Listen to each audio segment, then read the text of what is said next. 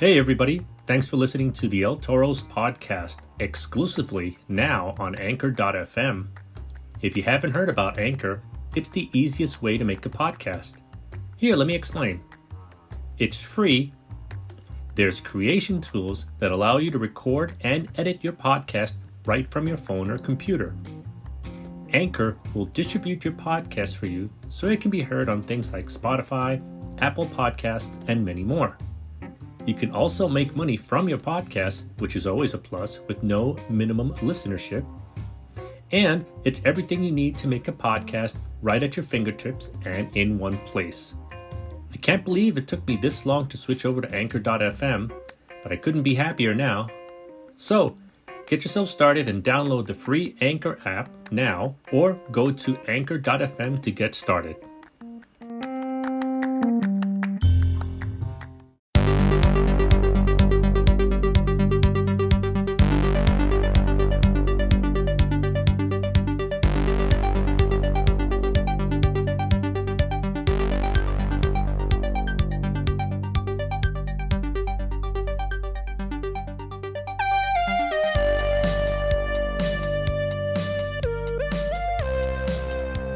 Welcome everyone to episode 23 of the Capital Wrestling Podcast. I'm your host, Sean O'Brien. You can catch it here every Wednesday afternoon at soundcloud.com/LTorsPodcast. Also follow us on Twitter at Capital Wrestling without the G. You can follow me on Twitter at Sean Neutron. We have a new pro wrestling tee store. Just search Capital Wrestling. You can get your hoodies, t-shirts, tank tops, everything there. We can also find us on the Guys from Queens Network, GFQ, in association with Matt Mann and Andrew Zarian. So catch us there every Monday night. You can also catch us on PivotShare and IRWnetwork.com. Now, Capital Wrestling has a lot going on these days. You know, it's great to have this podcast here and get different people coming through. And this week we have a really awesome podcast. A little bit later on, we're going to talk to the co-owner and co-founder, Marcus K. Dowling. Can't wait to talk to him and on all the latest news with Capital Wrestling, following the fallout from Hoboken, New Jersey from a few weeks ago.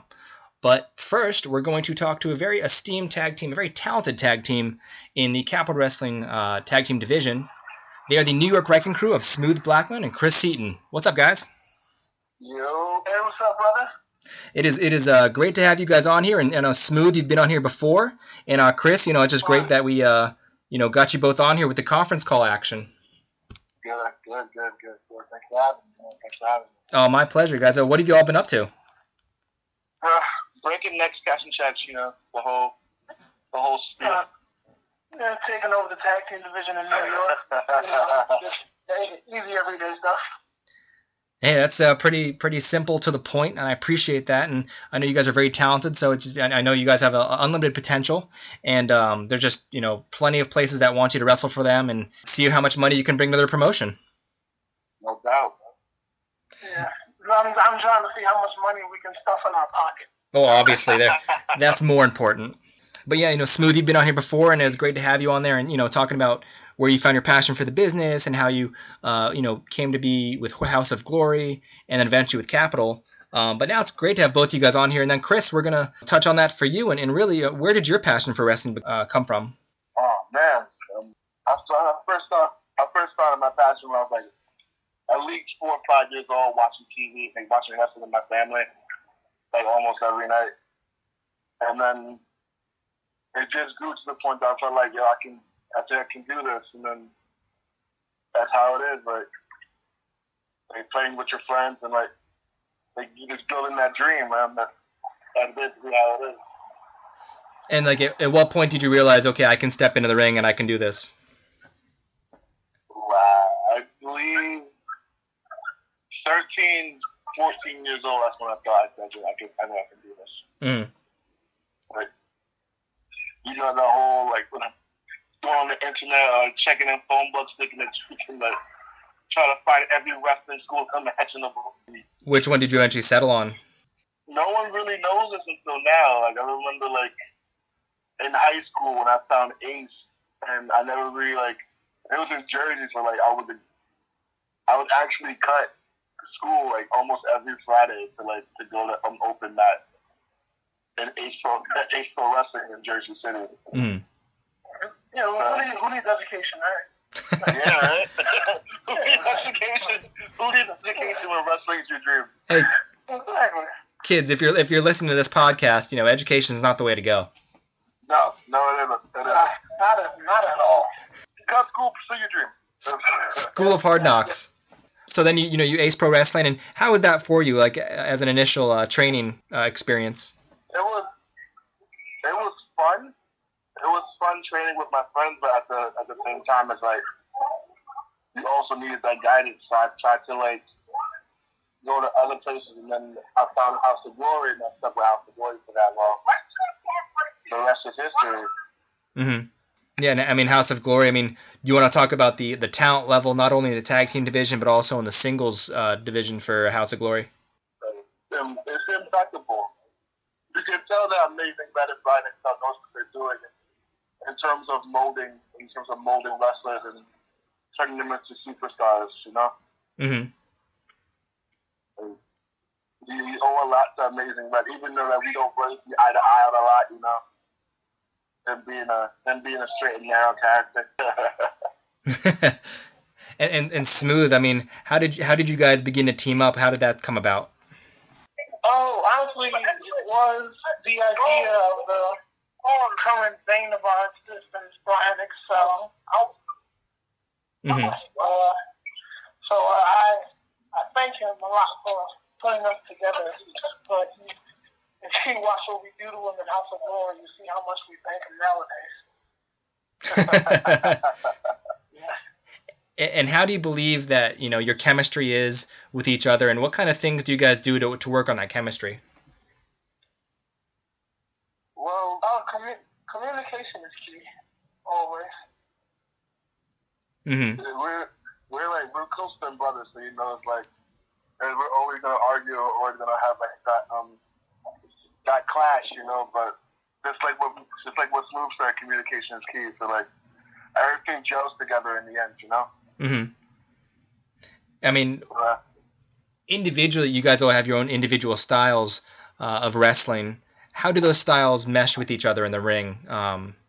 Exactly. At the end of the day, the goal is to hurt people. Mm-hmm. We come together and just call it bruises. Pretty much our style isn't that different. It's just more of an intensity level. It's like who wants to beat down who the most, or who wants to do this first. Mm-hmm. So it's more so a competitive nature between us more than a styles clash, Yeah. And when you guys, come into an arena, whether it's at Capital Wrestling, House of Glory, whether it's in Cathedral Hall or Hoboken, the mood definitely changes as soon as you guys arrive, because it's just this absolute intensity. Yeah, that's missing from indie wrestling. I have my own thoughts on indie wrestling. No one out here can see. There's a lot of things that is missing from indie wrestling that we know we can fill, but intensity is definitely one of them. A bunch of kids out here that want to have fun. We're not there to have fun. I'm going to say it like this. There is intensity in indie wrestling, but it's the wrong type of intensity. And that's the thing that we can actually capitalize on, no pun intended. Because we bring our own special, thing of intensity, No, definitely. And do you guys, look at a team like the Revival and think, okay, well, they're pretty intense and they don't want to do all these dives and flips like these other teams do. Do you kind of look at them as inspiration in a way?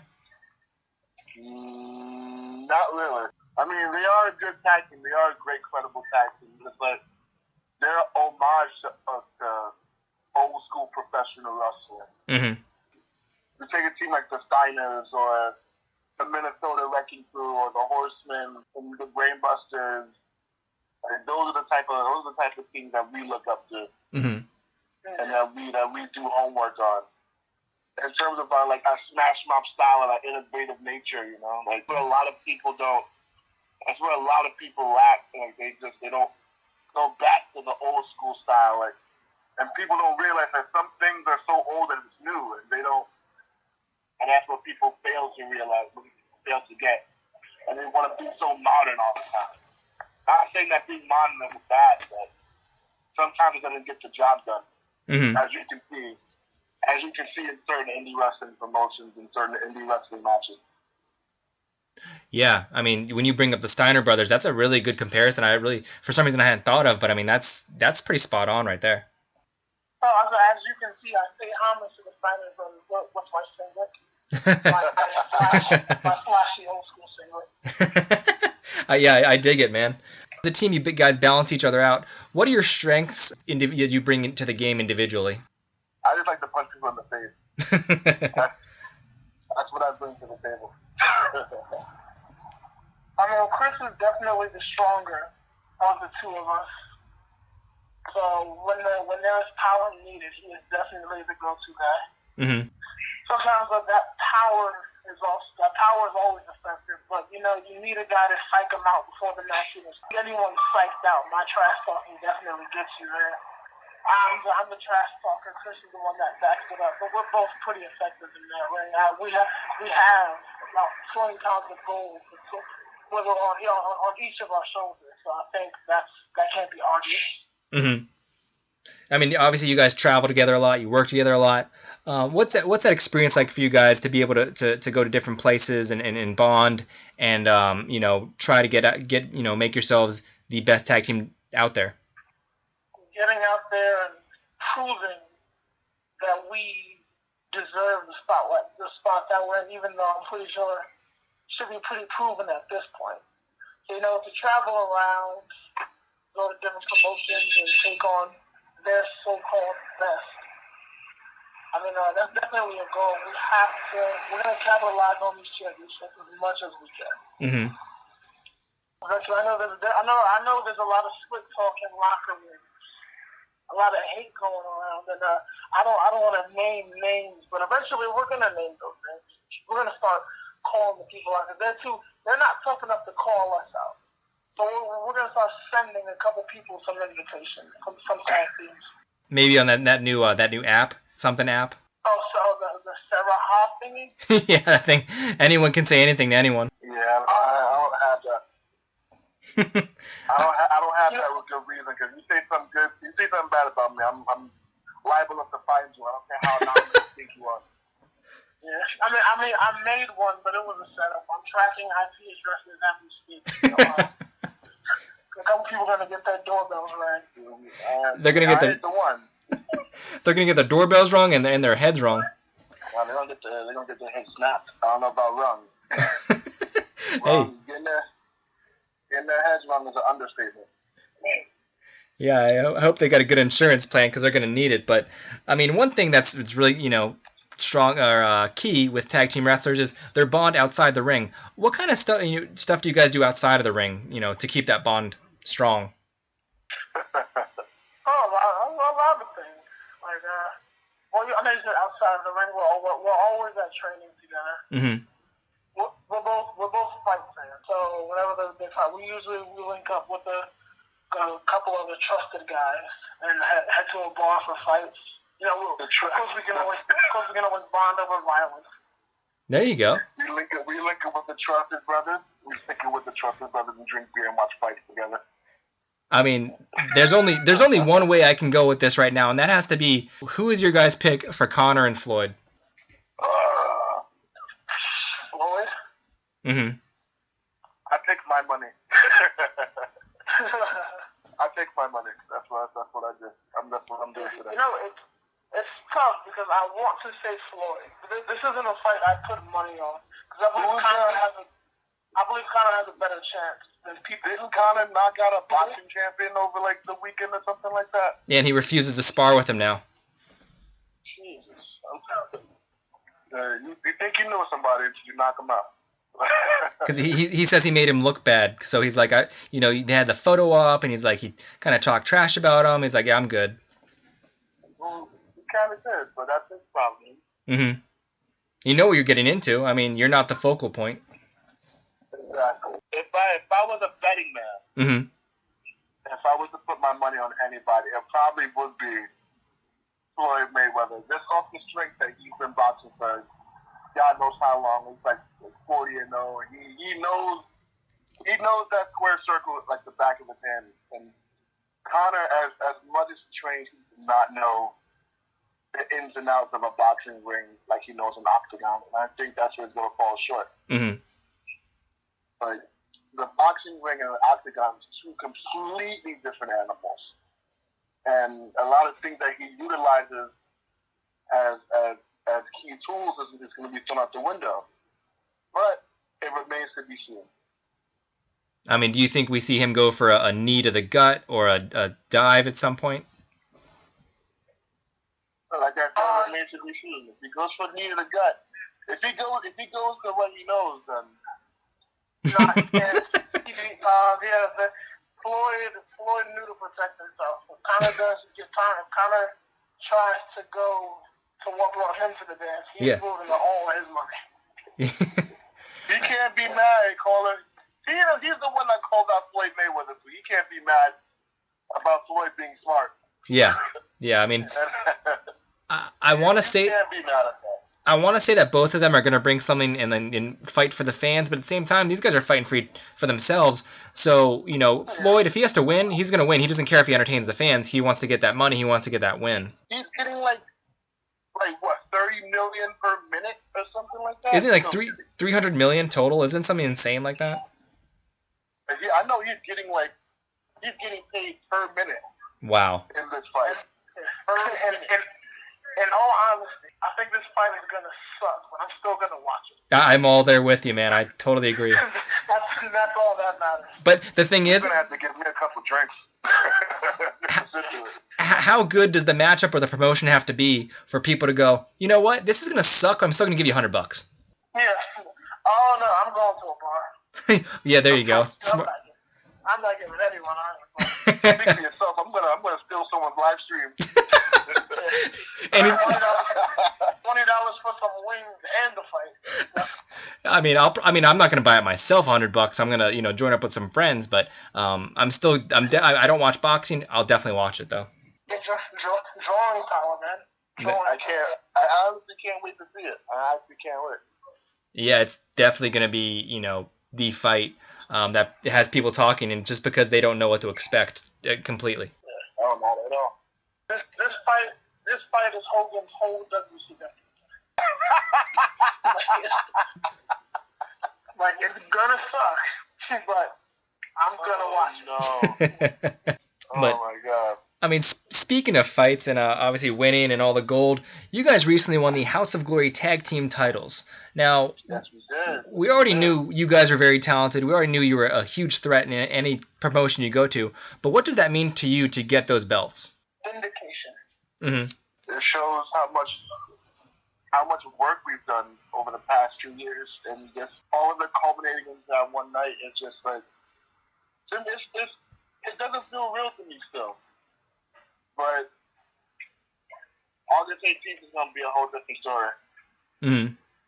That's all I got to say about that. I mean, it's real personal for me because I've been there since day one, and I've seen a lot of people come and go, and just to say I'm the champion of House of Glory is a lot. And now keeping it is a whole different story. Yeah. For me, it's just the culmination of the hard work that we've both put in over these last few years in House of Glory from very humble beginnings. I remember my first match. I know the night didn't go so well, and then to come to Queens, back to Queens where it all started, and to be a champion. Mm-hmm. That meant the world to me. But still, I know there are eyes. I know for a fact there are eyes on us. There's slick talk in locker rooms. And it's just time to show and prove now.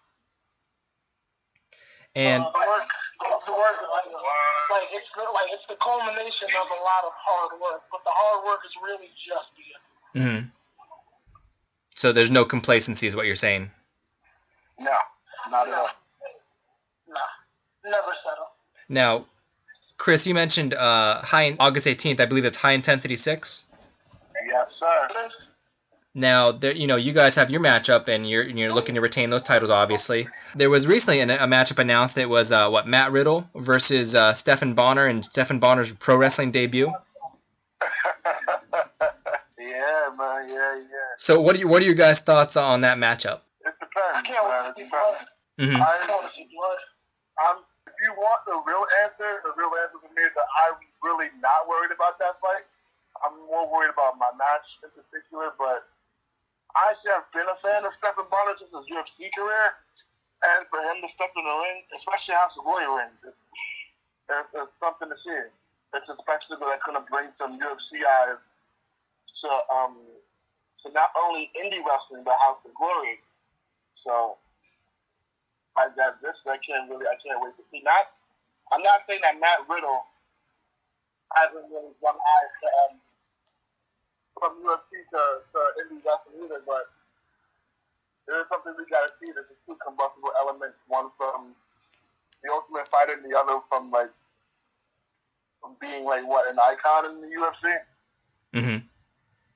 So this is something that this is almost like a big fight deal, almost a big fight deal.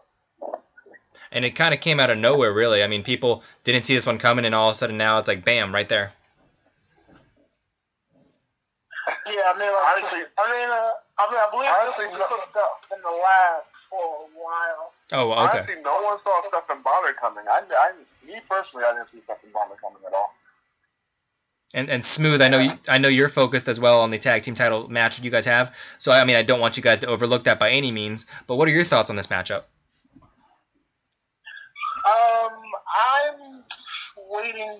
I'm just waiting for some blood.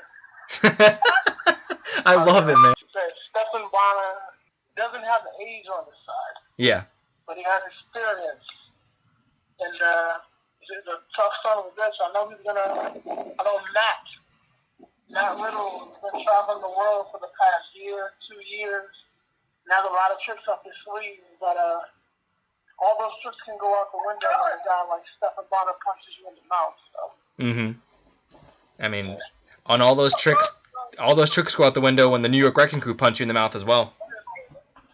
Of course, a lot of things out the window with New York Wrecking Crew punches you in the mouth. That's right. I like this caveman. You gotta hit him in the stomach, but same logic. He put it out there. Now, I'm trying to figure who is on the podcast. Somebody's joining the show? No, I'm actually outside. So. Hey, okay, we can interview those people too. No. It was you. I thought it was the people locked in my basement. No. I just fed them. They should be good. Oh crap! We won't use this as evidence in court. But I got lawyers. Now, speaking of lawyers, actually, great segue there, Smooth. You guys are obviously very tight with Matthew Ryan Shapiro. Talk about his effect on you, in House of Glory and Capital Wrestling. Well, Matt definitely keeps us out of trouble with the office. With the things that we've done to Brian Excel. I think we would have been shown the door months ago, but Matt finds his way around things. Not only do we still have a job, but we have the championship. And Chris, what are your thoughts on having Matthew as a manager? Just like what Smooth said, he keeps out of trouble. He keeps out of jail. Sometimes you always have ideas. You always you gel well together since the beginning of day one. I can't really wait for the future. There's sometimes he thinks that he doesn't we don't need him. He's like that missing piece almost. Mm-hmm. So everything gels well. Everything gels well. When I feel about they're in the ring, outside the ring, cutting promos. I mean, yeah. I'm sorry. He's not Bobby either. Mm-hmm. If you want to put it that way. I mean, as soon as you guys come out, obviously you guys bring the energy, but then he comes out and you just know something different, and he's giving the crotch chop. He's got the book, everything. It's all great. Yeah, I love that. Matt's energy is amazing. Matt pisses him off, we beat them down. That's the relationship there. Yeah, there you go. And now, speaking of Matt, he's obviously a huge part of Capital Wrestling as well. What was the appeal for you guys to join Capital Wrestling and compete against the tag team division there? There's just the tag team division in Capital Wrestling is like a collect some of the best teams in the tri-state area. You got the Perfect Strangers, the ECWA, the Extreme Rednecks, the Amazing Graces just debuted. It's just it's a great collective of great tag teams coming together. A bunch of guys that we haven't mixed it up with before. Mm-hmm. There's so much of a great collective that there's people from Virginia and Indiana and Ohio driving 6, 7, 8 hours just to be New Jersey because that's Capital Wrestling. I can tell you how special one thing like that's. Yeah, I mean, it's like you said. There's teams from all over, and we saw Hysteria debut at the last show from Indiana.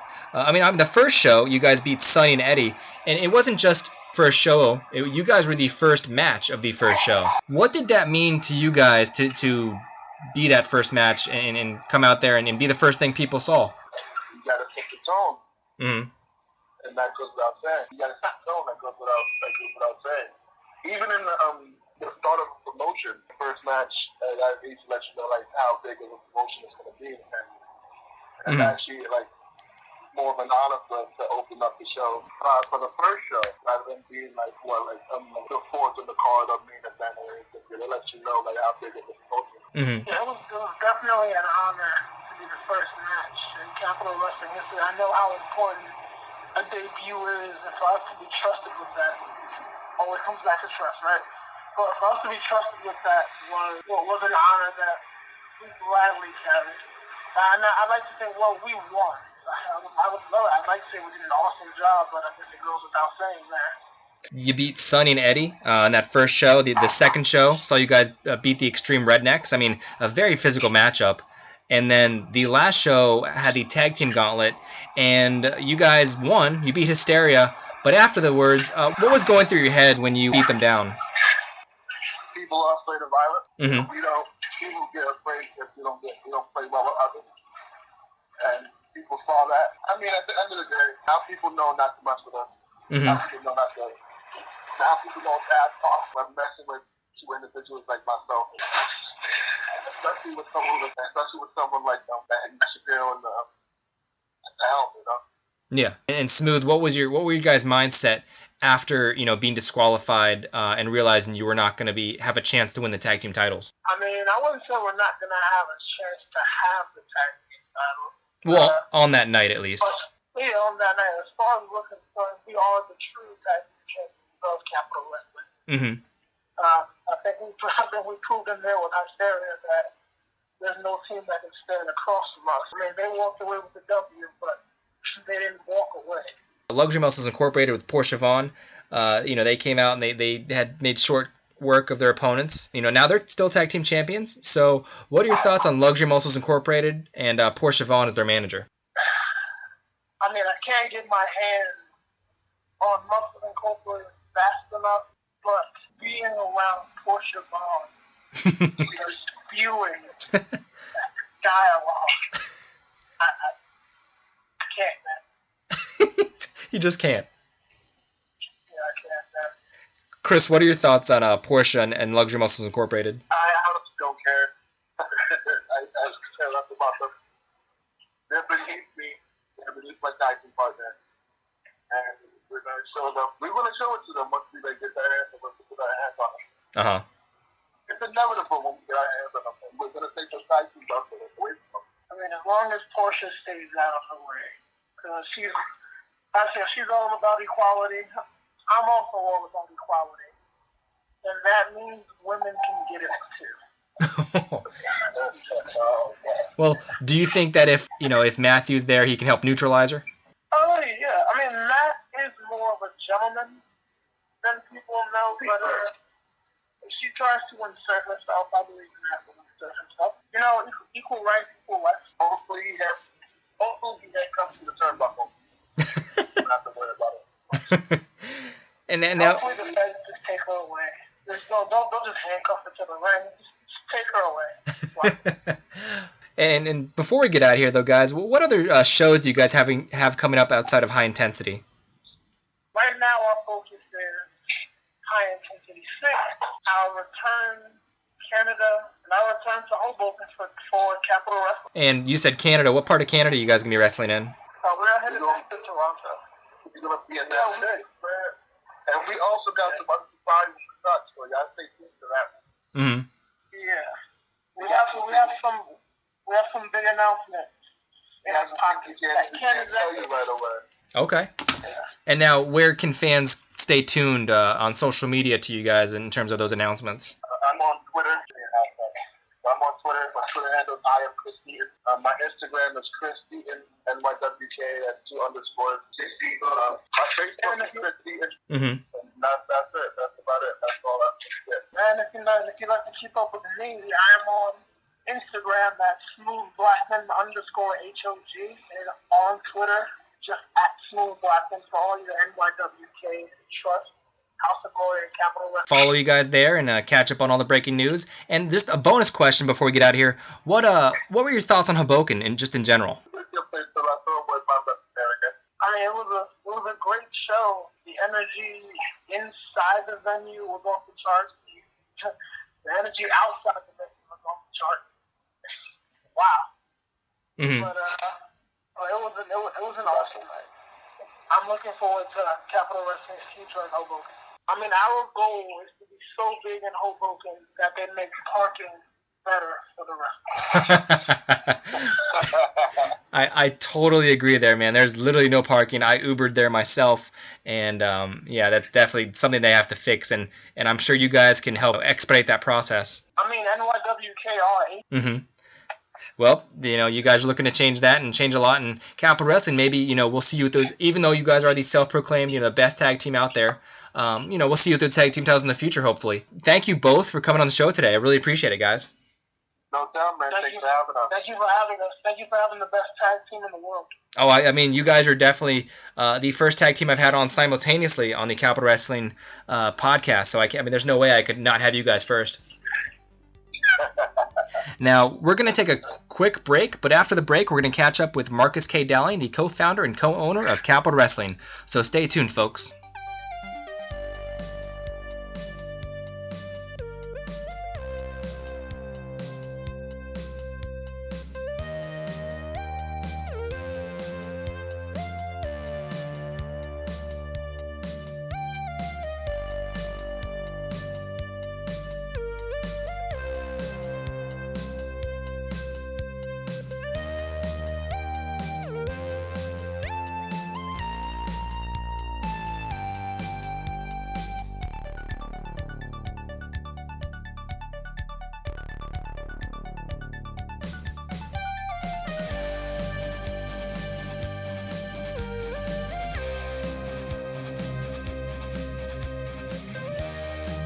Welcome back, everyone, to the Capital Wrestling Podcast, episode 23. I'd like to thank the New York Wrecking Crew for coming onto the show, talking about the Capital Tag Team Division, the House of Glory Tag Team titles, their debut in Hoboken, and just everything in general, man. It's great to talk to them.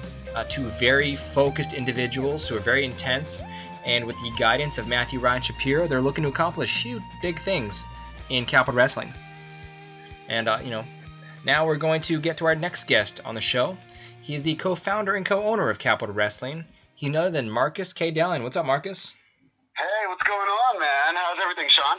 Oh, it's doing great, man. We're still, I guess in a way, still, coming back from the fallout of Hoboken, and now the first show debuted tonight, actually. This show airs on Wednesdays, but I'm taping on a Monday, and we had Bo and Smiley going off one-on-one against each other. Yeah, I'm really super happy about it. I think that Hoboken, it's funny. We moved from Jersey City to Hoboken, and it was one of those things where, like, the initial concept of Capital Wrestling, there's a major component of it that is tied into this notion that, like, America as a country, like, its core cities are changing. Like, for years and years and years in America, you have LA, New York, Miami, all these big cities that were, like, the centers of economy and commerce and, sociological development and all that. Mm-hmm. And I feel like we're at a place in the history of this country where that's starting to shift. And one of the places that, like, had hit my radar, and, things not related to pro wrestling that I do, was Jersey City. And we went to Jersey City. We ran Jersey City twice. And what's funny is when we had the opportunity to move to Hoboken, there's a thing about Hoboken that, like, actually fit what I was looking for out of Jersey City. On a demographic front, on a community front, on just, like, this kind of, like, small community next to, like, you know, a thriving metropolis that could give, like, an independent company this, like, really cool kind of, like, neighborhoody sort of Memphis wrestling base, but also have this, like, giant, mega monolithic WWE style, like, presentation and make it, you know, like this weird blend. So, you know, I love Hoboken, and I love the show. I think that, you know, we have a lot of potential there. The Hopes building is fantastic. So yeah, I'm really looking forward to it. And I'm glad, you know, like, I mean, did you have a good time? No, I had a great time, and you know, it's definitely a little more cramped than the Cathedral, but the acoustics were great. The overall venue was great. I mean, they had the projector screen, they had nice lighting. Once the AC got cranking, we were okay. Yeah, I'll tell people, like, just straight up front, like, what to expect out of this venue when you think about what Capitol's going to be doing there. I don't know how many times you've ever seen a show from Korakuen Hall, and like, for, you know, like, any number of promotions in Japan that run in Korakuen. Mm-hmm. But if you look at the way that building presents on TV, down the line, you know, either the next show or next 3 or 4 shows, you'll start to see a lot of what Capitol does at the Hopes building start to reflect this kind of, like, territorial TV wrestling feel, but in a Korakuen Hall style building presentation. Yeah. Yeah, I mean, so it's always got to be a hybrid for us all if we're not happy. So it's exciting. About the only chief complaint I heard from people was just the parking, and that's something that can. That's the worst. I mean, that's the one part about being the kind of promotion that we are that makes it difficult. Like, we're never going to be the kind of promotion that'll run, like, your VFW hall. That's not Capitol, because we have this desire to be urban and to be socially, you know, like, relevant to, like, where society is. And so that requires us to run in the middle of, like, metropolises where parking's going to be hard. Yeah. And one of those things that we're, like, thinking about is trying to figure out how to, I mean, this is going to take us working with municipalities and stuff, and that's stuff that Matt and I are both looking at, like, eventually being able to, like, work with, you know, the cities and get support with them on numerous levels. And that's something that we're thinking about. And as far as the parking goes, like, you expect that maybe not next show, but definitely within the next 6 months to a year to be a thing that's, like, number at least 3 or 4 on, like, the top, you know, 5 things that we want to knock out. Yeah, but there was, I mean, a lot of great moments from that show, matches and everything. And, you know, what was one, you know, moment that stood out to you the most? I mean, well, it's the first time you get to see me as an actual, I mean, outside of, like, you know, the last show, but, like, the first time you get to see me as a demonstrative character in Capitol Wrestling, with the Sonny Kiss match with Paul Jourdain, where I had to restart the match because, you know, Matthew Ryan Shapiro is a sack of crap. And I had to, you know, he hit Sonny with a book, and that just doesn't fly in Capitol Wrestling. So I had to restart the match, and, you know, it led to Sonny's victory over Paul Jourdain, and the crowd really went for that. And and this is one of the things about Capitol that's funny, is, like, in a creative moment where I will step outside of myself and step to my other self, this is one of those times where you try to create iconic moments for everybody on the roster. Like, that's a thing that we're very keen on trying to do. It's one of those things that I learned from, like, you know, watching way too much Attitude Era TV in the creative development of Capitol, is that you would notice, like, if you watch, like, TV in, like, 97, one of the great things that, like, Vince Russo did was that he made sure that every single person on that roster had a moment on TV every 6 months that encapsulated exactly who their character was and why they existed on TV. Everybody from D'Lo Brown to The Rock had a moment where it was like they did something on TV, whether it was small or big, that completely defined their character. For, like, a whole 6 months. Like, you could always go back to moment X, and it was something that stood out and made you go, wow, that person is cool because of this. And we hadn't done that yet in a significant way.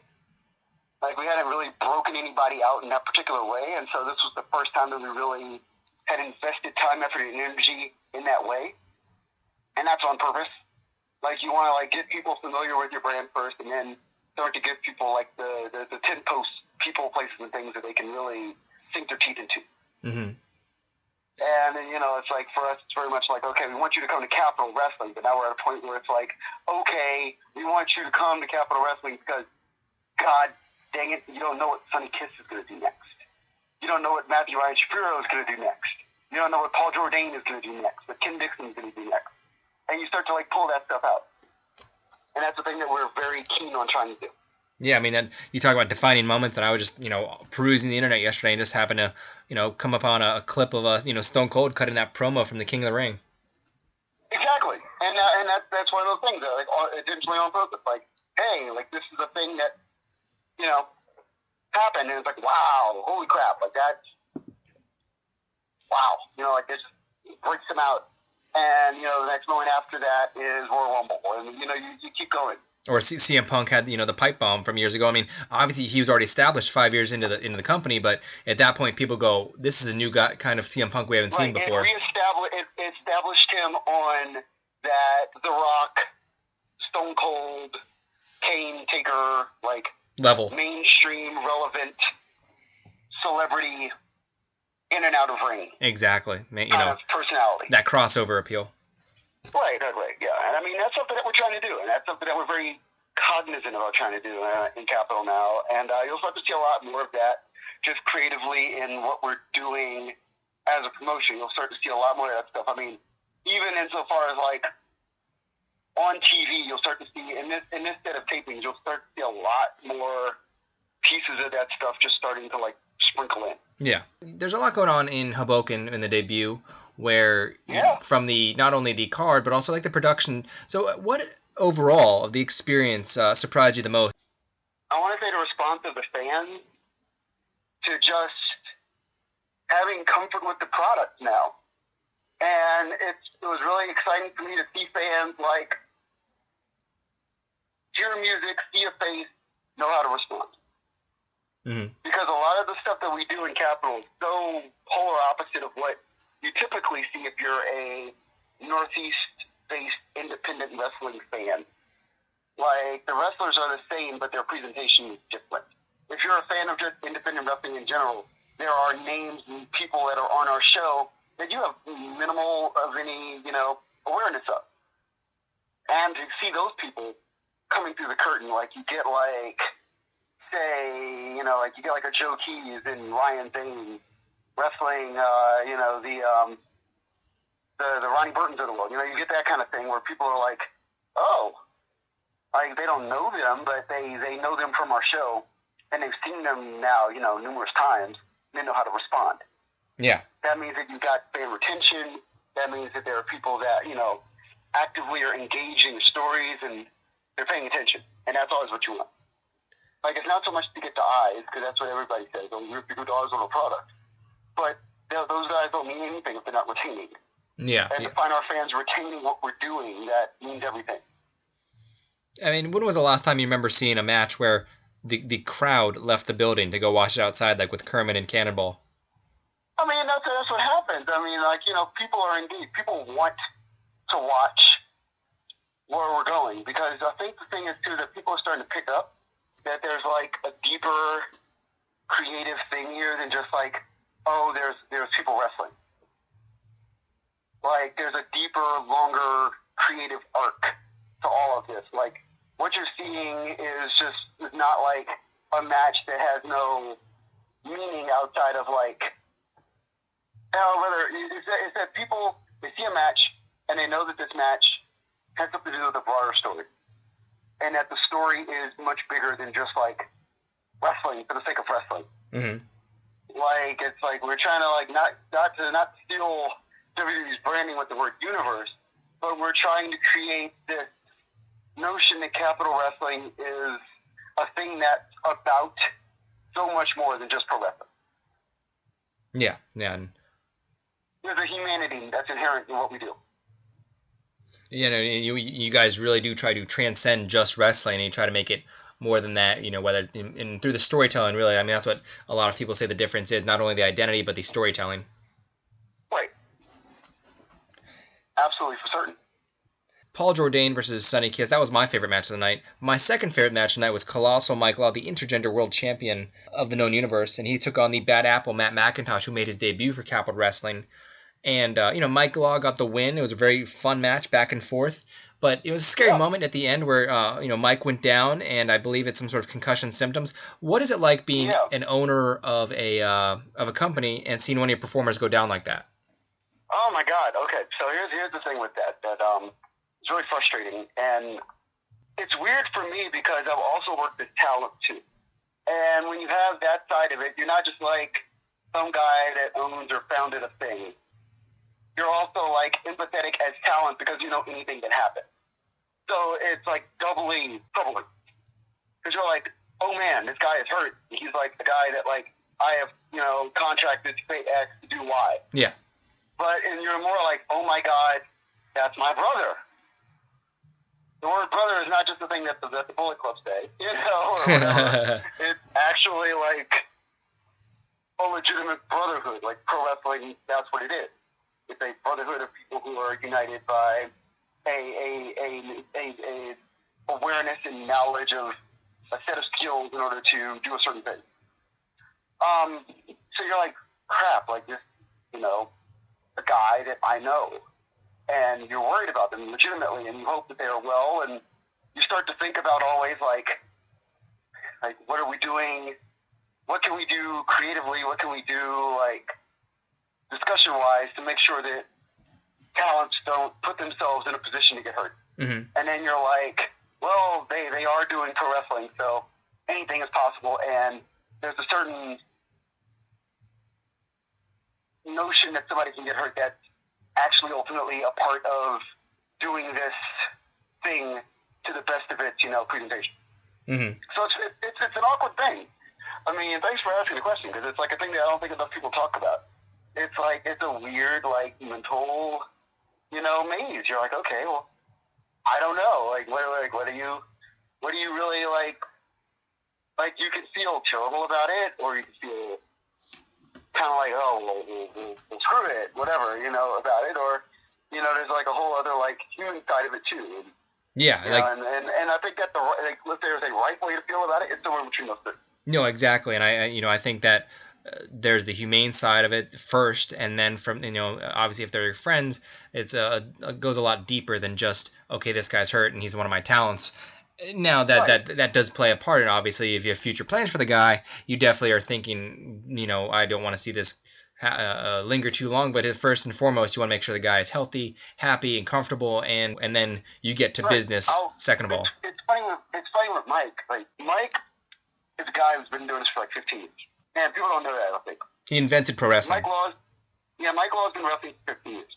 I think that the one thing that we've done with him, or we're doing with him in Capital, that I think a lot of people didn't think to do, is we're presenting Colossal Mike Law as, as much as he's the intergender champion of the known universe or whatever, he's a good dude who's trying to, like, succeed at a thing, which most human beings can understand. Like, anybody who has an avocation or passion project in life, at some point you want to see that passion project turn into a much bigger, better, broader thing.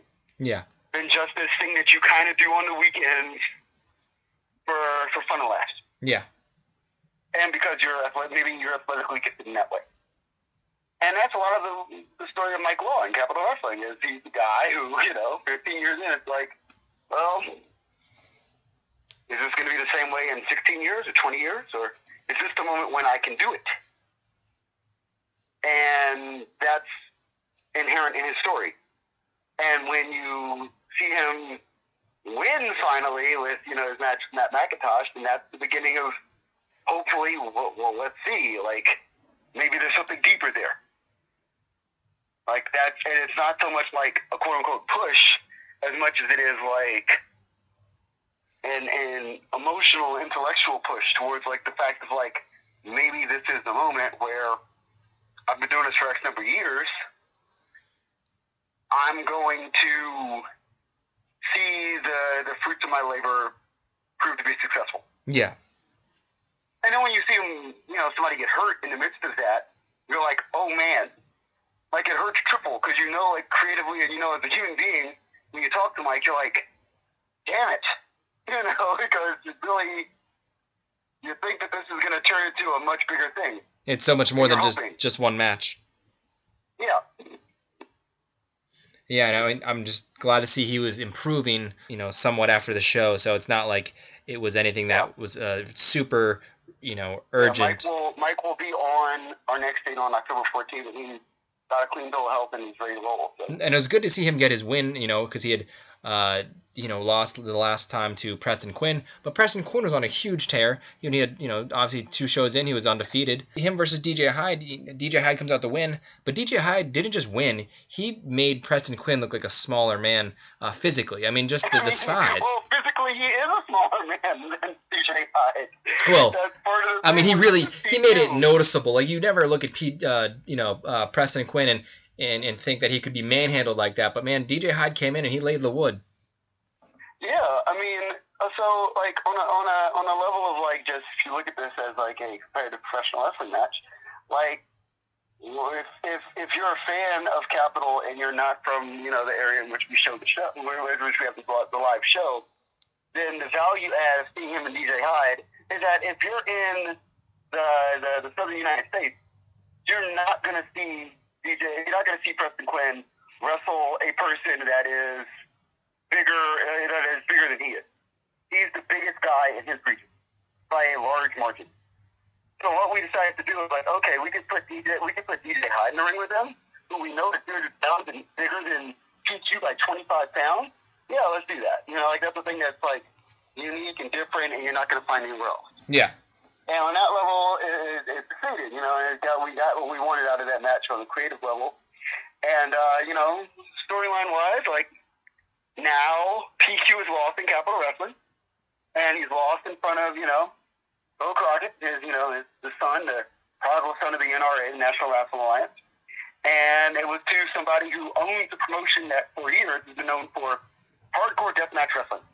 Where people, they had Sushi Onito on their last show, so it's, we'll see where that goes, like what that does to a man who, prides himself on presenting wrestling in a certain way, being shamed in the ring against somebody who, promotes a thing that is very much antithetical to who he is and what he is as a performer. Mm-hmm. Yeah, I mean, PQ can have that nasty streak to him, but there's another group of performers out there who have a nasty streak to them, and that's the New York Wrecking Crew. And, we've seen them. They were undefeated in Capital Wrestling, and then they came out. And obviously, this is going to hit home a little bit for you since of the incident during or following the match. I'll approach this from 2 sides. Yeah. From like creative side of like Capital Wrestling, it's like the New York Wrecking Crew are really, really good. They're the House of Glory Tag Team Champions for a reason. They're very intimidating and proficient professional wrestlers. Matthew Ryan Shapiro is a hell of a manager. Things that people know about me or should know about me is I was a manager for 15 years.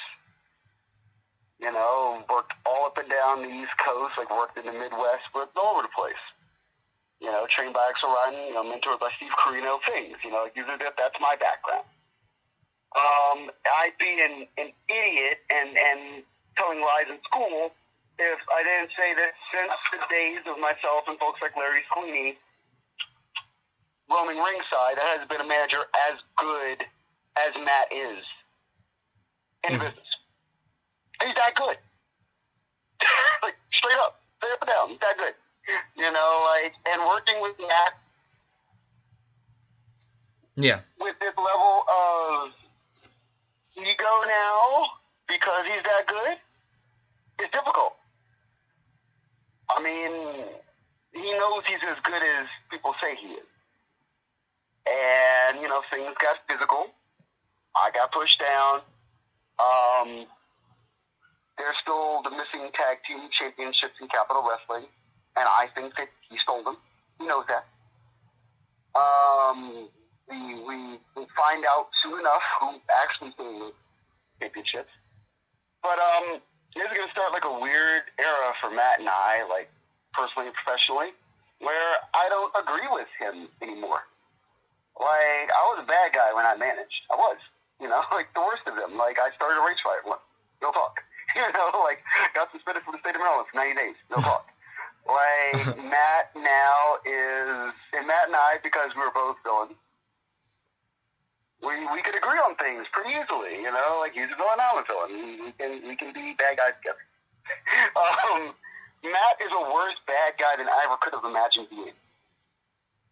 Mm-hmm. So now we're at this place where things get difficult because I have to now also, I'm the matchmaker, commissioner, person of sort, and I now have to legislate, and also and shoot in this weird universe of Capital Wrestling, Part owns it. So I'm also looking at how, as a brand, we present ourselves on television so as to ensure that, we're able to thrive and succeed and continue that show. So the idea that there's somebody who just runs around and does whatever they want and says whatever they want and is loud and abrasive and smacks, or one of our, lead talents for whom, people are interested in investing in Capital Wrestling, enjoy in the face of books. I can't have that. As much as 5 years ago, even 5 years ago, I thought that was a great thing to do, and I would have done the same thing. I just can't be that guy anymore. Mm-hmm. So now Matt and I are at a place where we are at odds, and Matt pushed me down as well. So, I'm not going to jump up and slap him in the face, although I was completely in the right to do so. I won't do that. But we're at a place now in Capital Wrestling where there's now a very clear incentive for me to put the screws to Matthew Ryan Shapiro and not really care what he says or does in response. Mm-hmm. And that's going to happen. I mean, just to be honest, that's going to happen. Matt's going to deal with the repercussions of his actions. I mean, if you want to be as good as people say you are, and you want to be as bad as people say you are, then there has to be somebody there to counteract that. And I'm going to do that. Mike Keener and I are going to do that. Numerous good guys on the roster want to aid us in that process. So you'll see this play out in Capital Wrestling as time continues to move on. We had, that kind of nasty streak that he rubs off onto his team, the New York Wrecking Crew, and they took out Hysteria, and, they won their match, but then they let that aggression get to them. And then Mike Keener disqualified them because, of course. No, of course. And then I talked to them earlier on this show, and they said that people these days cannot handle violence, apparently. What do you have to say to that? Oh, yes, people can handle violence. I mean, Black Lives Matter exists as a movement because people clearly, have an issue. There's a side of society that can obviously handle violence. Violence exists all over the world. It's when there is a space in which violence to that degree is not allowed, mm-hmm. is when things are problematic. There is more law, order, and justice in Capital Wrestling than there is at present in the United States of America. There is more law, order, and justice in Capital Wrestling than in the United States of America. So if Matt thinks that he can get by with just, hitting people with books, doing whatever he wants, saying whatever he wants, and calling Porsche a snowflake and whatever, no, that actually doesn't fly here. That might fly anywhere else in America, but it doesn't fly in Capital Wrestling. It just doesn't. There won't be repercussions. Uh-huh. Martial law. This isn't it's not the Wild West. I'll do it right now. I'll say it. I'm declaring martial law in Capital Wrestling. Okay, it is the Wild West. Yeah, eye for an eye. If you wish to, call somebody a snowflake and hit somebody in the face with a book, somebody's probably going to have the right and liberty to punch you in the face. Is Mike That's Law? Where we are. Are you repackaging? Are you repackaging Mike Law as martial law, or is he going to have a tag team? That's an idea. But no, that's just where we are now. I mean, I'm happy to make the announcement on your podcast, Sean, that is where we are in Capital Wrestling. There we go. Martial law has been declared. If you break the rule in Capital Wrestling, somebody has the right to punch you in the face. That all the breaking news can be broken on this show. I'm more than happy to do so. Oh, no problem. We'll do that. We'll break as much breaking news as possible. Speaking of, the first Capital Wrestling champion will be named on October 14th. We're kicking off the show with that. I'm going to stand in the ring with Mike Keener. We're going to have the belt by that date. To be perfectly 100% honest, we're paying it off right now. The belt costs a lot of money. We are an independent wrestling promotion, so we're paying it off right now. We will have the belt by October 14th. We're staying in the middle of the ring, and we're going to present the title to someone. We're not going to have a match, because most people are like, oh, you should have a match. Be fair and equitable, and, whatever. And I'm like, no. Now, because there's so many pieces that are involved in doing this, and we're at a place right now as a company where, we are aggressively being pursued by investment. Mm-hmm. Where it just got to the point where we're sitting there talking to people,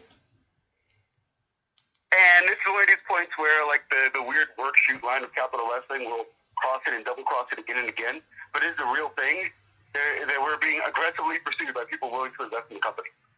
So the idea of us having a champion, we didn't want to have a champion this soon, but we have to have a champion this soon because we're looking at significant influx of, funds into the company.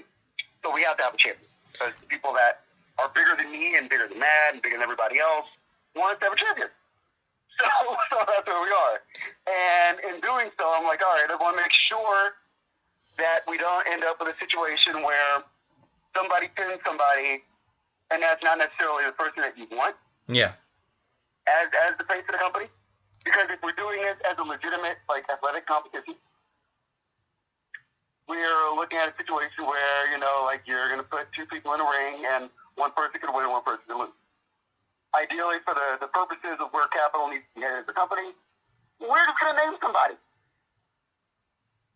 and we're going to start there and allow for there to be obviously contenders for the title and obviously matches for that belt. But when we start at the beginning, for where we are as a company right now and the nature of things, we're going to name someone. And we know who that is. I'm not going to tell you, Sean. That's the news that I won't break here. Oh, of course not. Then people aren't like, we're not going there in October. We just found out.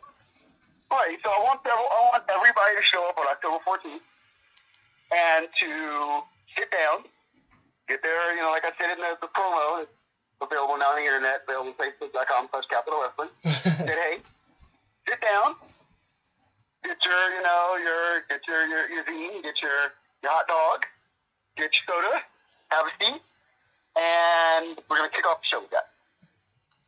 That's one way to kick off a show. Now, my mind was, I was thinking, did it ever occur to you, obviously if you're not going to have one match, but maybe down the line, did it ever occur to you to have something like a tournament, something like the Capital Classic, something along those lines?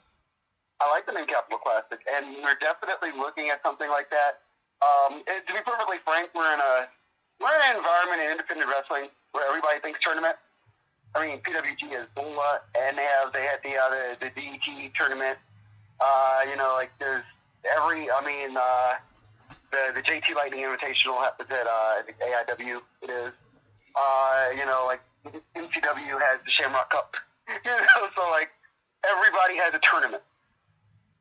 And in our desire to be different and to maybe present something that's a little, left of center for the average independent wrestling fan, we don't have a tournament in Capital. That's not to say that we won't eventually have one, but in our initial maybe first 1 or 2 years, you won't see one night single elimination, double elimination, tournament to the death, 32 4-man tournament. You won't see that. A one-night 64-man tournament where they're just tired as hell. I could see somebody booking that, and that wouldn't be us. No, but, the only issue, if you did decide to do, and it maybe call it the Capital Classic, because I remember years ago, I think they still do it, obviously. Michael Jordan had his... The McDonald's, right. Yeah. The McDonald's, yeah. I remember... I love the name, though. I was at the one... obviously, I'm not sure about the copyright issues, but I was at the one that had LeBron James and Carmelo. Oh, man. That's what, 96, 97? No. That was 03.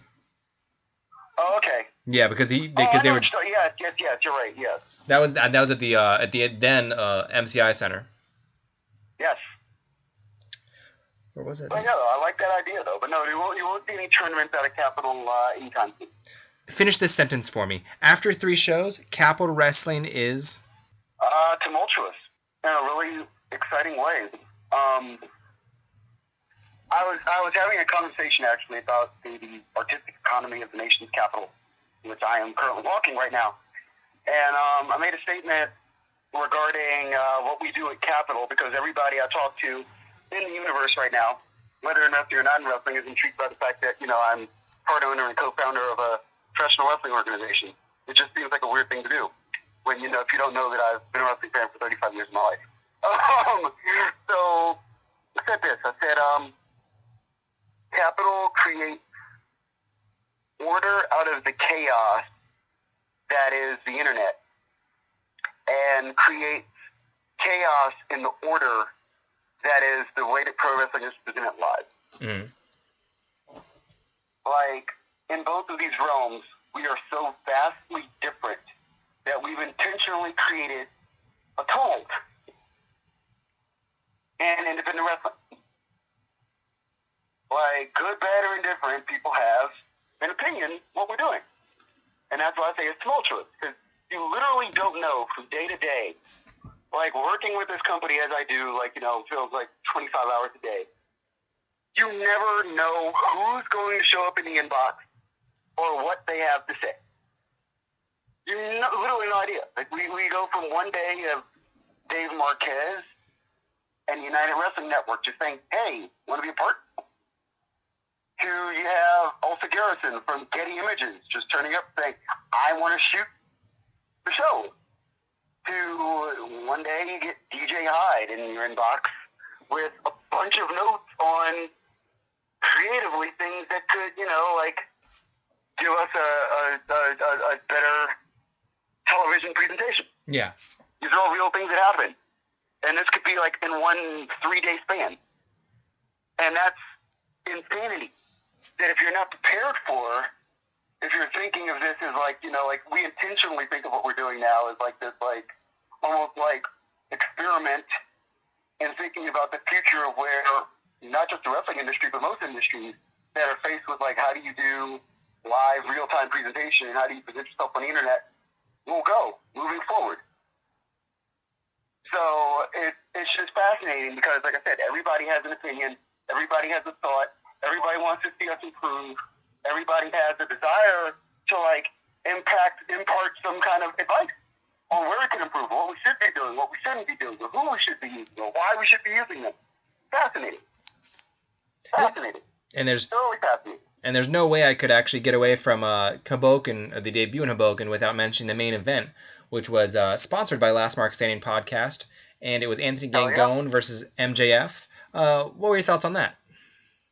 Okay, so Maxwell Jacob Friedman is the number one free agent or whatever people say in pro wrestling.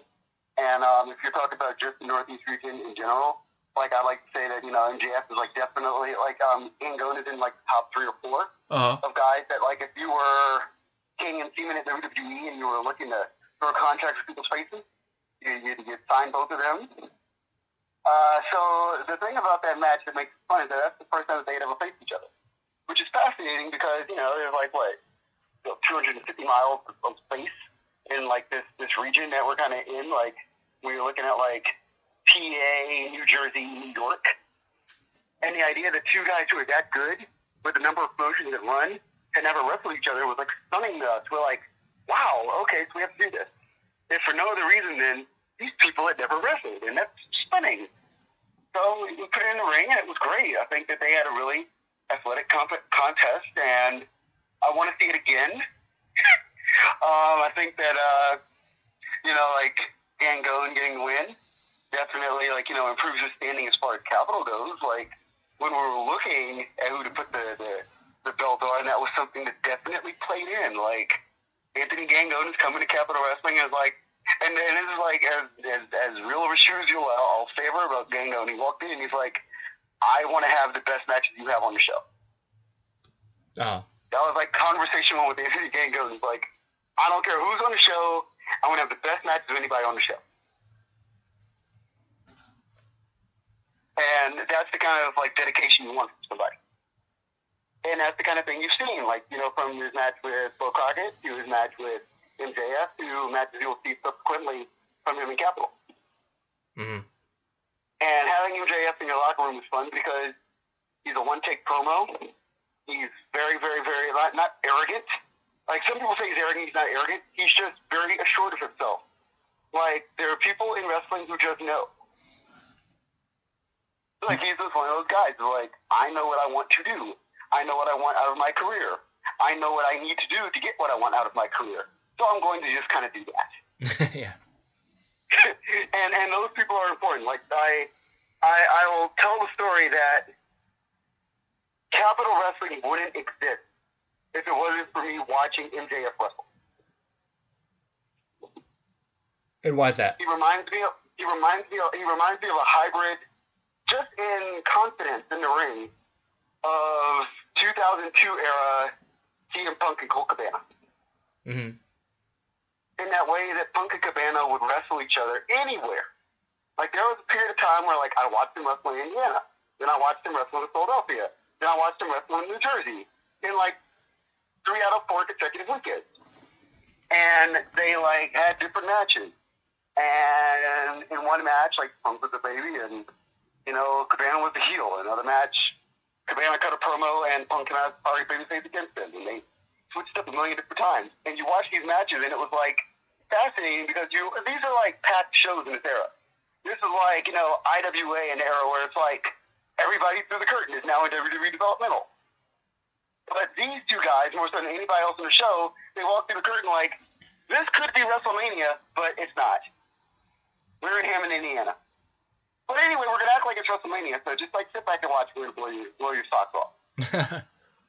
Like, it's the same way when you see, like, you know, a guy like MJF come through the curtain. It's like, we're in Hoboken, but I'm going to act like this is MSG. Just in case it's true wonder. This is what I'm going to do. And I'm going to be really confident. And even if I don't 100% know what I'm doing, and nobody ever knows 100% what they're doing in wrestling because, you know, it's a evolving skill. Yeah. But for, like, the level he's at, 2-year vet, as always, you know. Like, for the level that he's at, he knows more about what he's doing this far in than some guys who have, like, 10 years in. No. Yeah, I mean, just watching him in that match, he definitely had the psychology going on, like targeting the arm of Gangone, and right. You know, I thought it was pretty brilliant stuff. And eventually, I mean, it didn't pay off for him, but you know, Gangone was just pulled out a gritty win, and it was back and forth and just high energy. Yeah, definitely, and I mean, you're going to see more of MJF in Capital. You're definitely going to see more of Anthony Gangone in Capital. Gangone's quickly turning into one of those like bedrock centerpiece guys. What we're doing here, MJF, he could get signed tomorrow, and I wouldn't be surprised. Like, that's why. Like if I woke up tomorrow and like you know the Pro Torch like next Greg Friedman sign a contract, I'd be like, well, obviously. Well, yeah, but it's like, can we just get October out of him or something? Yeah, exactly. You're just like, come on now. Sign the date now. Sign the date. Complete the date. And that's across indie wrestling in general. Like, we're coming, and that's the point I want to make about Capital, intriguingly enough to me. Yeah. Is that we're at this point right now in indie wrestling where, like, we're starting to, like, get these guys. And it's going to be, I think, the story of 2018. You got these guys that WWE can't sign everybody. So you're going to end up with these guys who should theoretically, dead to rights, be in NXT, or be on 205 Live, or be in Cruiserweight Classic 2, or whatever. But they're just not. And they're going to all be wrestling on indie shows. Because that's what they have to do in order to get the experience to get where they need to go. And it's going to lead to this thing in independent wrestling where you're going to see all these guys just popping up at your indies and having awesome matches that should be happening on the WWE network or cable television.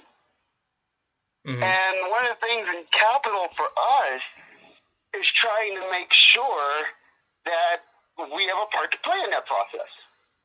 So, like, when you look at what we're doing roster-wise and when you look at what we're doing match-wise, like, understand, like, that's what we're thinking about aggressively, is this notion that Vince can't sign everybody. And that the people that he doesn't sign are ideally the people, if you look at a show like Capital, because we're kind of this, like, all-star game clearinghouse of wrestling from the Northeast and Mid-Atlantic region, that you're going to see this crew of guys that are going to have a huge part to play in the future of the business, but not even, like, in the future of the business, like, on the top level, but in the future of the business, like, spreading out on the bottom. I think that's the one thing about WWE being so dominant up top that people are not seeing, people are not understanding, is that this industry has the chance to gain in breadth and depth on the bottom insofar as, like, just talented guys and talented girls than ever before. Because you can't sign everybody. You can't take everybody. But the key is that you have to put on quality shows to give them the access to people in a premium environment. Yeah. And that's what we're focused on, you know, like, as far as, like, Capital goes. Like, you know, putting on the kind of show where you get to take a look at somebody like an MJF, and it's, like, in an environment that is befitting of their talent. No, and speaking of putting on quality shows, I mean, you guys have already announced that, you know, you're going to have Sonny Kiss versus Logan Easton Laroux. And also you guys have already first initially announced that Ken Dixon will be making his return to Capital Wrestling come October. Yeah, this is Ken Dixon's there. Let me see, there are a couple other people I probably want to announce right now because I can. I am co-founder. The in-game Paul Jourdain makes his return to Capital Wrestling. He'll be looking to get his win back. Yeah, he's angry. The tag team of Sex Crazed will be back. Matt Sells and Smiley. I'm excited about that. We'll also have the Perfect Strangers on that show too. So there's a couple of, like, you know, pieces of the card there for you. Now, just a question: will we get to see a team such as the Classics? Will they be making a return to Capital anytime soon? The Classics, you will see the Classics more than likely back to Capital Wrestling in 2018. Okay. And I'll tell you why. There's a great reasoning as to why. Talking to Mike Keenan. Mike Keenan's their trainer. And, you know, like, Keenan has a part to play in the creative, you know, the company. And he goes, Eric and Tyler are really busy. And I'm like, we got to get dates from the Classics. Like, well, yeah, no, they're busy. I go, well, are they too busy for us? And he says, yeah, yes, they are, because they're either winning championships or putting on show-stealing matches where else they work. And I'm like, okay, well, that seems perfectly fair. So in order to, like, so to give you a sense of, like, what we're looking at when you look at, like, the thing we're talking about where, like, Vince can't sign all the talent, and they're just, like, there's this, like, breadth and depth of talent that's going to, like, exist. The Classics are easily on that list. They're so good that we can't book them for another 6 months. Oh, wow. Like, just to be perfectly frank, like, that's how good they are. Like, that's literally how good they are. And, you know, and I get to hear that, I get to hear about that from PQ, and he's like, hey, man, I want the Classics back on more shows. And I'm like, well, you talk to me. You tell me. Like, we're trying. We're trying to book them. That's what that is. It's like we're doing all we can. And that also speaks, again, to the level of talent that we're actively, aggressively looking at. Like, there's more talent to come for Capital. I won't even get into it, but, like, there's, like, actual WWE veterans that are, like, intrigued by Capital, and you'll probably be seeing them soon. And we'd love to see them, and we'd also, you know, love to see, you know, what's going to happen. You got plenty of time to make a hell of a card come October. Yeah, I mean, that's one of the, I'm excited for the fact that we have a little bit of time here. Still over 2 months away. One of the things with what we do and what we're going to be doing moving forward is that we understand that wrestling is like a universe, right? Like, I mean, again, not still from WWE, but wrestling is a big, broad universe. So we know that other shows exist outside of Capital Wrestling. Capital Wrestling is like, like I said, it's like an all-star game meets, like, unique presentation of the industry that you don't need every week per se or every month, but you need it like every 6 weeks, maybe every 8 weeks. Because when it comes up, it's like this celebration of everything you love about wrestling or everything you didn't know that you loved about wrestling. And we throw it all at you in like a 2 or 3 hour show, and you're good. Like another 6 to 8 weeks. And then we come back with something else. Mm-hmm. And in the midst of that, we also notice the talent that we're booking are guys that you could see in a million other places. Well, as Roddy, and we actively want you to go to those shows. As Roddy Piper says, once we know the answer, you change the question. Yeah, I mean, that's the whole point of it for me is like, I want to see wrestling become this beautiful ecosystem. Like, we're going to get back. One of the things with being in UWN, United Wrestling Network, is that, UWN is very much looking at regenerating this territorial system. I mean, WWE is too. That's why they have 7 different brands and like 10 plus hours of first run television every week. Like, that's why they're doing that, because they want to create their own sort of territorial brand. And what we want to do with Capital is that, being like a UWN kind of situation, is that we want to be cognizant and aware that there's other wrestling happening, and you don't want to crowd that sort of like creative space for what they do. Because one of the things with Capital, I think that a lot of people don't realize, is like, I could do more wrestling. Not that I'm like the only person who does creative, but I could do more wrestling in like a week than most people do in like a year. And for me, it's always about like getting excited for when I see somebody that we use somewhere else, and maybe getting a sense of like some kind of like skill and or talent that they have that we just aren't capitalizing on, or something that they do somewhere else that positively impacts what we could do with them at Capital. Like bringing back Logan Easton Laroux as like a main event talent because he's the Ultra J champion of PWI. That's a cool thing. And that's the thing that you have to like see and take into account and reward him for that, because that's a great, career moment for him. Mm-hmm. And those are those kind of things that like being cognizant and being aware and playing friendly with the wrestling environment of which you are a part, you get the opportunity to do. And you mentioned all the email, your inbox, and how it can change from day to day. In the span of 3 days, you get to talk to people like David Marquez and DJ Hyde. Now, we, in that same vein, you've got deals with IRW, GFQ, Pivot Share, now your Pro Wrestling Tees store, What a Maneuver. Yeah. What does all this mean for you in terms of, independents don't usually have that kind of exposure, those resources. What does that mean to you? It's all about, okay, so the thing is that I'm a very big believer in trickle down economics and trickle down social influence. So in my mind, you attach yourself to the biggest, best, broadest,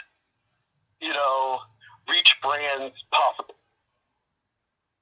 Mm-hmm. In the hopes that you know that you have a core group of fans, and you know that the independent wrestling fan base is broad and significant. So you want to be in the midst of conversations where when people go to the place that they go for their indie wrestling, we are present and significant. Mm-hmm. So when you see where Pro Wrestling Tees is known for the Bullet Club, when you see where Pro Wrestling Tees is known for the Joey Ryans of the world, the Candice LeRae's, you're like, okay, well, we need to have ourselves through Pro Wrestling Tees. Because when we get to the point, and we will get there, where we're talked about in the same breath, in the same sentence, you don't want to have to go to X brand knockoff site XYZ to find our stuff. You want to be able to go, hey, you know that place where that other person thing that you really like in independent wrestling is? We're there too. We're literally right next to them with the same quality merchandise, with the same quality of delivery. When it comes to our streaming partnerships, we haven't even seen the beginning of where streaming and pro wrestling are going. We haven't seen the beginning of where that partnership is going to, really take the wrestling industry. So we foresee, and this is the thing that we keep very private, I'll tell it on this podcast because, it's you. we very privately always look at and try to like trend where the industry is headed. Uh-huh. And we try to be so far ahead of the game that like ultimately like we're lapping ourselves. So when it comes to streaming, Matt and I both know because we both like in real life have jobs in media. You know, like I work with a group that has, 6 different nightclubs in it, and also is the managing partner behind the #1 electronic music venue in North America. And Matt, works with Fight Sports TV. So we work with high impact brands in this marketplace now, this newfound digital marketplace. And so this trends well for capital because when we sit there and we talk about stuff, we're talking about stuff that we're seeing that are trends that like people might not see for 18 months. Yeah. And so we're like, okay, so this whole thing is going towards streaming, and we need to be able to align ourselves with brands that allow for our streams to not even so much as make money, but to drive interest, to drive intrigue, to drive desire, like to get clicks, to get to get things like hot and boiling. Because once things get hot and boiling, and we have all the things in place, we have the band camp, we have the like you mentioned, the prospective stores, the What a Maneuver store, all that. When this thing starts cooking, because of the fact that the streaming is pushing the eyes and pushing the clicks in other directions, we will be at or above the expectation of what that can do in the industry. That's why we do that. That's why when you see us make moves that we make in those terms, that's why we align ourselves with the brands that we align ourselves with. Yeah, I mean, like I said, though, those are like very powerful brands, and and it's just very impressive that you guys have gotten those connections so quickly, and that you have the outlets you do to expose your product to the the masses. Well, I mean, that's one of those benefits. That's one of those weird benefits of like Matt and I have a combined total of like 30 years around professional wrestling. So given that we have 30 years around professional wrestling, we know a lot of people. Yeah. And people realize the equity in our work to the point where they're willing to give a flyer on this crazy independent wrestling promotion that we came up with. And then when they see said crazy independent wrestling promotion, they're like, "Oh yeah, even if you guys had nothing to do with it, we still give you guys time of day." Mm-hmm. And that's been really positive for us. So you see a thing where working with IRW, where you get in the face of an Eric Bischoff, and he immediately gravitates towards the weight. And a lot of that I feel like is based on the fact that you have two people handling, like I said, so much of the ideative, creative, and developmental of the product, who again have through that like I said, 30 years of background. And if you go across our entire network of people that we talk to, including like the Dan Bynums of the world who did World Class Championship Wrestling, or you have somebody like Steve Kern, who was a 40-year professional wrestling veteran, also had years of experience as a trainer in FTW. People like that who we talk to on a routine basis on our brand. Like we have somebody told me recently, you guys have like 500 years of professional wrestling history in the management of this company, and I'm like, yeah. So when Eric Bischoff looks at our brand, that's the only reason why this happens, and it's beneficial to us. When Eric Bischoff looks at our brand from like day one, step one, gets it, because it doesn't look foreign, strange, alien to him, because they're key parts of our product that reach out to somebody like him and grab them immediately, and that's done intentionally on purpose. Yeah, it just if it gets their attention, then it definitely means there's that level of credibility there. Yeah, and that comes from attaching ourselves to credible people who have experience already. Exactly. Yeah. So I mean, there's a lot of excitement where we're headed with all this. So I'm really stoked. I mean, you haven't seen the beginning of as far as partnerships. There's stuff that we have yet to announce. Yeah. It's already done. That we can't say anything about until we're kind of done with this next show. That when you hear it, we're hoping That's your socks being knocked off. And if we're wearing sandals? Oh, well, they're just going to fall to the floor. I mean, that's obvious. No, but I'm really excited for that, for the show coming up October 14th in Hoboken, and all the things in Capital's future, man. And actually, I mean, in the mail today, I got my new Capital shirt, the royal blue one, so I'm excited to wear that. Fantastic. And but yeah, man, I really want to thank you for coming on the show this week. Oh, of course, man. Anytime. Like, I really appreciate what you do. You provide an invaluable service for Capital Wrestling. I think that you've been here since day one, step one, and to see your growth even as an interviewer and as a talent has been really wonderful to note in the development of where Capital's heading. Thank you. I mean, I always say this, and I really appreciate the opportunity. And also, I do feel like I've gotten better, and thanks to you guys, and along with the talent that we have on the team here, whether it's Candace or yourself, Matt, or the wrestlers themselves. It's just if you're part of Capital, you're going to elevate your game. Yeah, that's the thing. I mean, we're here as much for putting on great shows as we are for the evolution of talent, development of talent, and just watch build just business in general grow in a safe and sustainable way. Now, where can fans find you on social media? Oh, me personally?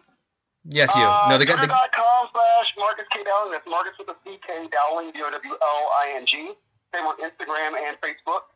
Feel free to follow me. Feel free to just comment at me and whatever. Like I'm talking about everything from pro wrestling to economics. Mm-hmm. So it's a varied bag. But if you play along, all the pieces will weave together and make all the sense in the world.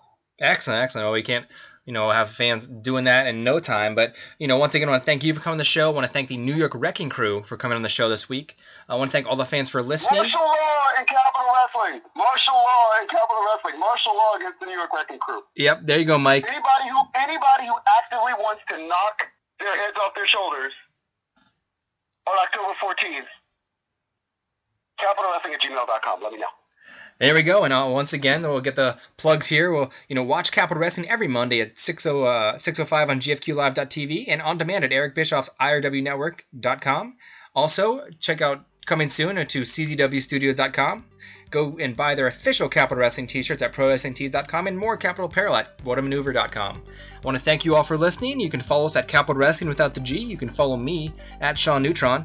And if you want to email the company, as Marcus just said, capitalwrestling@gmail.com for any sponsorship or business inquiries. So absolutely, please. This week was episode 23. Next week we're going to see Logan Black and Portia Vaughn on the show. So that's going to be very exciting. Speaking of martial law, Logan Black, that guy. He's one bad dude. Yes, he is. And Portia Vaughn, whoever, best.